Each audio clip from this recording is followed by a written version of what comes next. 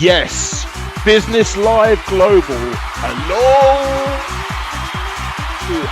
It is I, Johnny Boy, the Consumer Monkey McDonald, here with yet another interview with a business person, a mover, a shaker, a charity, a paradigm shifter. Who knows who will be on? It's always going to be interesting and it's always going to be varied. And if you think you've got some added value for the Business Live community, which is now, it's occurring in 5 countries live, and we are internationally through our online events. Join us today and put yourself forward for an interview where you get to choose the questions I ask, and not only that, but you get to choose a favourite song of yours as well. So it's all win-win, win-win, win-win. So let's see who we've got in the room for today.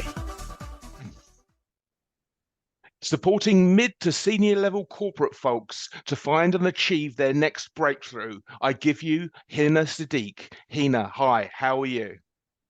I'm doing very well, Jonathan. How are you doing? All the better for seeing you, obviously. Now, there is so much that you offer. We were going to talk about your book, The Secrets of a Multi-Million. Hold on, what's the title of the book? Tell me the title of the book again. Secrets of the Six-Figure Employee with Zero Stress. Zero stress. Yes. Okay. And I did want to ask you about that, and we might swing round to it. But the actual thing I want to talk to you about is this yoga and corporate transitioning retreat that you're holding in September. Tell people about that. Oh, sure. Thank you very much for asking that question, Jonathan. I love to talk about it because this is my dream project and I love to travel. And I am not a huge fan of hard work. I think that corporate people can have the fun and love what they love to do and, just do their work the way they want to and have lots of fun around it and make a lot of money doing that. So this is the whole idea. The things don't need to be difficult. We have learned that, there's always a difficult way to achieve good things, which is a total lie that society has sold us. We don't really need to work really hard. We can enjoy ourselves. We can do a lot of things. We can experiment with our lives and we can earn a lot of money too. So this is what we are showing in this corporate retreat, which is yoga based. And I am a huge fan and follower of yoga since my childhood. And I come from the country like India, so where the yoga is rooted. So this is a very interesting retreat. It's a 6 days and 5 nights retreat in Bali, Indonesia. It's an eco-luxury retreat, and we are focusing on yoga-based practices, lots of healing techniques, because there are a lot of trauma that corporate people, experience in their daily lives. And Yes. the whole idea is to help them get rid of that and teach them the practices, very simple practices that they can use after the retreat is over, even after that, and use it at their workplace and do their best work. Well, it's interesting that you raised the issue of trauma, because so I've just finished reading The Myth of Normal by Gabor Mate, and he talks in there about childhood trauma and how it manifests in behaviors. So the urge to overwork, the urge to be a perfectionist, the urge to work through the night and show this sort of macho whatever. You're quite right. It doesn't produce the results. So much is about the mindset. So what is a money mindset? You talk about that. Yeah, I talk a lot about that. Money mindset is something like we all need money to live a great life, right? We need money for everything. And we need large amounts of money because right now, like there's a lot of things to experience, right? And that money can buy. And we need to live in abundance, right? Scarcity mindset is something, the part of religions and stuff we have learned, and they are glorifying the poverty, right? But then it doesn't have to be like that. It's like money is a good thing. When it's coming from the right things, like, when I love doing my job and it's coming from there, it's a good thing. It's a positive thing. And when I spend money on the things that I love doing most or I enjoy doing, then it's a good use of it, right? So money in good hands does wonderful things. This is what I believe in. And why corporate people, they sabotage their careers because the money mindset is often distorted. Why? Right. Because we have seen that scarcity in our childhood days, and our childhood was not perfect. Our parents were not perfect, and our surroundings were definitely not perfect.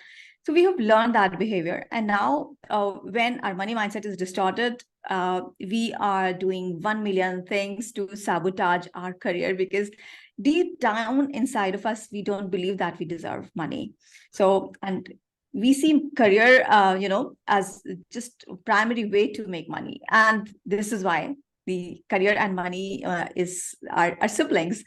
So when your money mindset is distorted, your career is never going to flourish. That's No. why I talk about money mindset a lot in my programs. So what interests me now is, have you any perspective on whether or not it affects female executives or male executives more or less? I think that it affects all of the genders, but males more. Why? Because from the societal perspective, men are, they are supposed to be taking that responsibility of earning money to, this way in many cultures. So that's why it affects men more, because they need to feel more responsible about money. They cannot afford to make mistakes with money and their careers, and they have to have a steady career in order to support their families and stuff like that. While women can still experiment, right, the way they want. So I think this is a very interesting question. Like, yes, I think men suffered that more than women. So a man in a company, what kind of size of company do you want to come to this retreat? I mean, Bali sounds beautiful and luxurious, and the yoga approach we'll go into in a minute. What kind of person am I that's going to come to your retreat? Uh, I believe that a corporate professional who is having a leadership role in their company is the best person to join this retreat, because they're like, they can network with like-minded people. They can have this, so many healing practices that they learn. And then we are healing trauma also in the retreat without they even knowing about it. Because when we are talking about high performance, it has to heal yourself first, right? We cannot do our best work when we have toxicity within ourselves. So Absolutely. it has to be like, we need to heal ourselves first. We need to be in a good state of mind, and mindset is something that drives that leads to high performance. So yes, I think anybody who is having a senior leadership position can join this Okay. retreat. What do you mean when you say corporate? What do you mean? And I'll give you context. I used to work for Yellow Pages, the phone directory thing, Yeah. and it had a big impact in the UK, but we only had 3,500 staff. So not a big company, but is that what you mean by corporate? Yeah, any corporate company, like you can be in any of the corporate job position. Size doesn't matter. It's just like you are working in a kind of role where you take responsibility, right? Right. You are just not the beginner, because Two. when you are a beginner, you have a lot of different things to look after. So Mm. yeah, because you have not reached to that point where you would be able to understand the kind of concepts that we talk about in the retreat. Okay. And do you think that a person that's promoted up the ladder to a mid-level, senior level position Yeah. would benefit most? Yes, I believe that. And this retreat is designed for mid to senior level corporate professionals.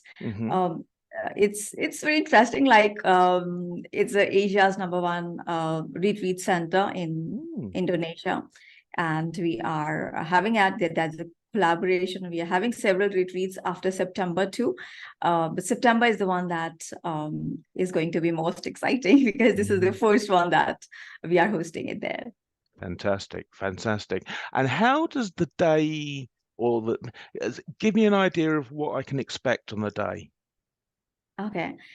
We start at the sunrise because sunrise is a very important time. So if you are late sleepers, like you sleep until late, it may not be a good experience for you.